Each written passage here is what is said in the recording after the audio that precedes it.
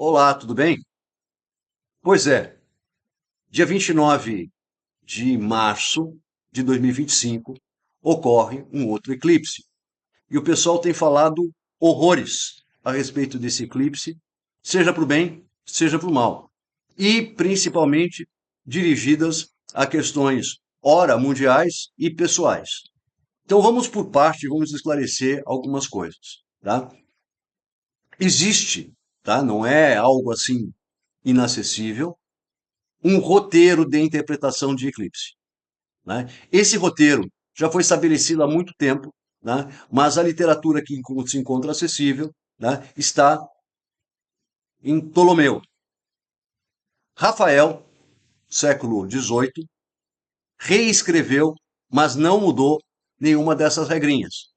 E eu vou compartilhar aqui um livro bem interessante da Celeste Tio, que fala exatamente sobre interpretação de eclipses e repete exatamente a mesma temática.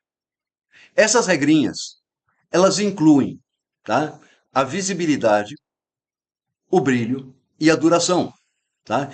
Essas três características é que vão dizer, tá, da importância daquele eclipse, de onde ele vai agir e com que intensidade, tá? E a extensão dessa ação. Tá? William Lilly, no século XVI, acrescentou algumas regrinhas, né, que Rafael não incorporou, porque elas eram invenções. Tá? No século XX, especialmente na década de 80, outras regras foram criadas, diferente dessas regras iniciais, para a interpretação de eclipse. Existe uma questão que ela é importantíssima, né? Que não é aonde o eclipse cai no zodíaco, que aspectos ele forma no zodíaco. Mas a primeira coisa que você precisa entender a respeito de qualquer evento, né, dessa magnitude, o eclipse é o evento mais importante que existe no âmbito astronômico, astrológico, tá? É a questão da sua visibilidade. Como ele será visível? Tá? Então, se você for olhar esse diagrama que eu estou colocando aqui, né, você tem esse eclipse, a única coisa que eu botei ele para um céu noturno, né, e não para um céu diurno. Eu tenho a representação desse eclipse para você ter uma ideia da altitude. Astronomicamente, a altitude desse eclipse é 0 graus. Então, o primeiro aspecto desse eclipse é que ele acontece na linha do horizonte. Ele não vai subir. Por uma questão de refração, a atmosfera funciona como se fosse um filtro. Este Sol será visto, tá, numa altura um pouco mais elevada. Tá? Então, quando você tem no mapa astrológico o Sol grudado no ascendente, isto significa que ele no horizonte estará a aproximadamente 6 graus de altitude. Mas astronomicamente, que é o que você representa no mapa natal, ele estará a 0 graus em relação ao ascendente. Então, é esta ideia que você tem. Tá? Esse diagrama que eu obtive com o estelário, ele representa o eclipse para as coordenadas geográficas, onde o eclipse acontece na máxima magnitude e para o horário onde ele acontece. Tá? Então, vamos lá. Altitude, 0. Em nenhum momento desse eclipse ele vai ultrapassar 0 graus de altitude. Tá? Então, ele será aparentemente visível e não astronomicamente visível. Segundo, tá? O brilho dele será intenso. Tá? O gama dele é bom, tá? Mas a altitude é baixa. E a duração? A duração é 72 segundos. 72 segundos significa 1 minuto e 12 segundos. Tá? Como não há nenhuma regra em particular para reduzir a extensão desse eclipse, que a extensão das ações deste eclipse, desimportante, porque é zero, né? Mas nós já vamos ver aonde entra essa desimportância, né?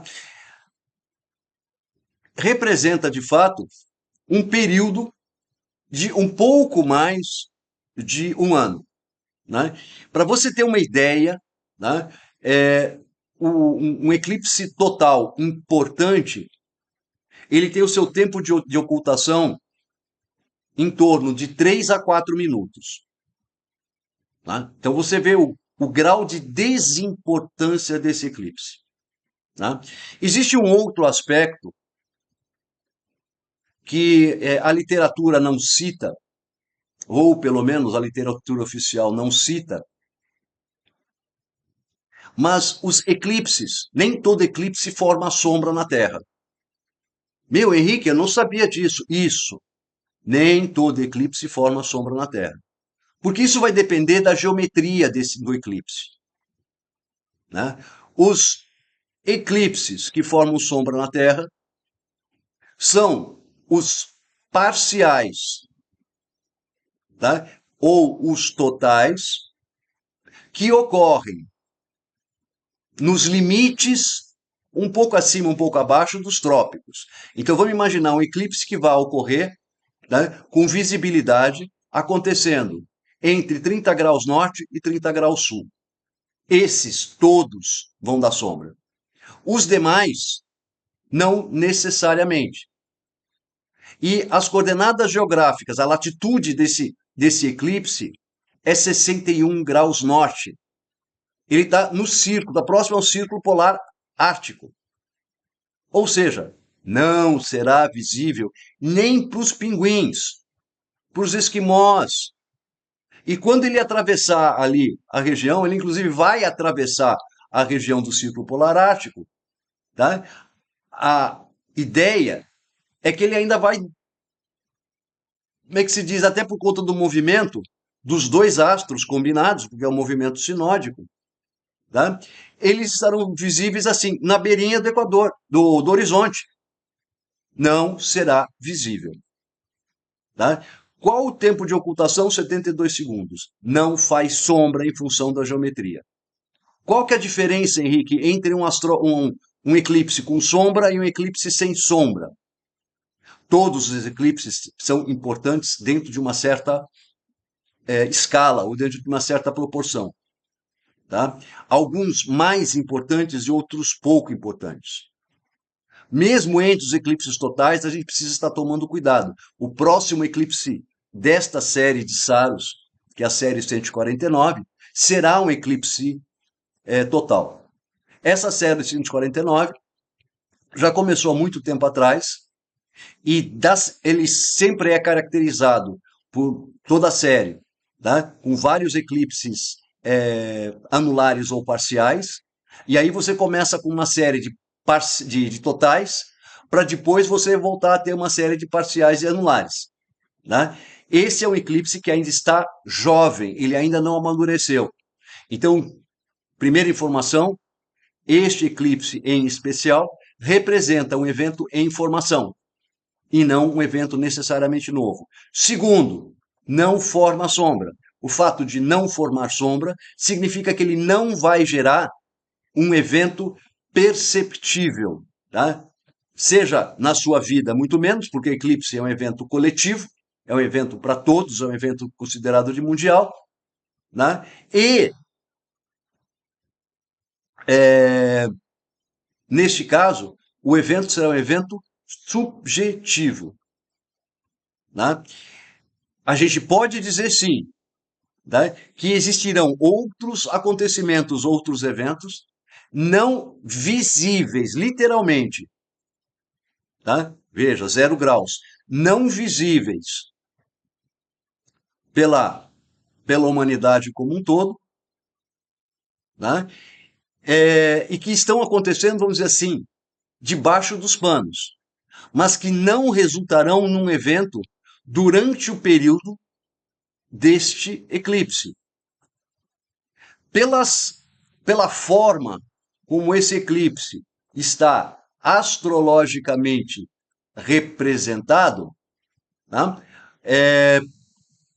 Você vai ter um, uma configuração, né? Esse eclipse acontece, se você for fazer um mapa do eclipse para as coordenadas geográficas onde ele acontece, você repete essa ideia de que o Sol está ali próximo do ascendente.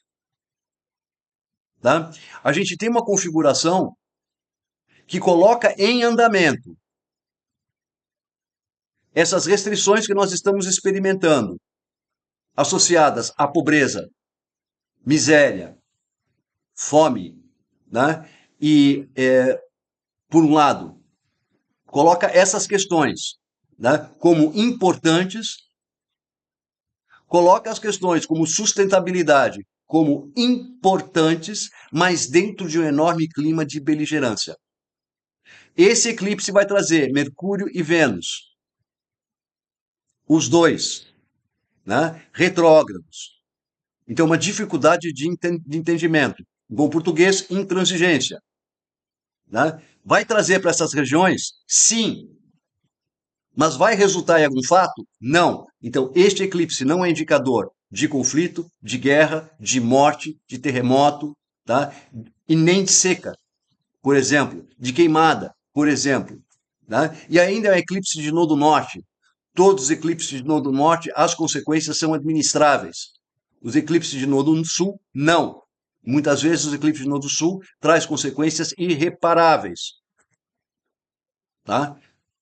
Dito isso, eu espero que você seja mais cauteloso e mais cautelosa com as informações que você obtém através das redes sociais. E, se for o caso, consulte o astrólogo da sua confiança para verificar, né, qualquer informação adicional. Né? O eclipse que vai ocorrer no final do ano já é um eclipse que traz alguma importância um pouquinho maior. Não é um eclipse tão jovem, pelo contrário, é um eclipse de uma família que já está em andamento. Tá? Os assuntos dessa série 149, dessa série de Saru 149, ainda não estão consolidados. Então eles ainda estão em formação, e esse eclipse trata exatamente disso. Tá? Os eclipses anteriores, não o último, 18,6 anos atrás, mas o anterior, nem visível foi. Então, é preciso ter uma certa cautela. E se você gostou, curte, dá um joinha, me segue no canal e se gostou, comenta e compartilhe com as pessoas que você acha que possam se interessar por esse tema. Nada como praticar astrologia raiz. Tá? Eu leciono na minha plataforma de cursos, que é abracadabrazen.com.br. O meu site é abracadabrazen.com.br. Qualquer informação que você quiser, você me encontra através desses dois locais, tá? Abraços, paz e tudo bem para você.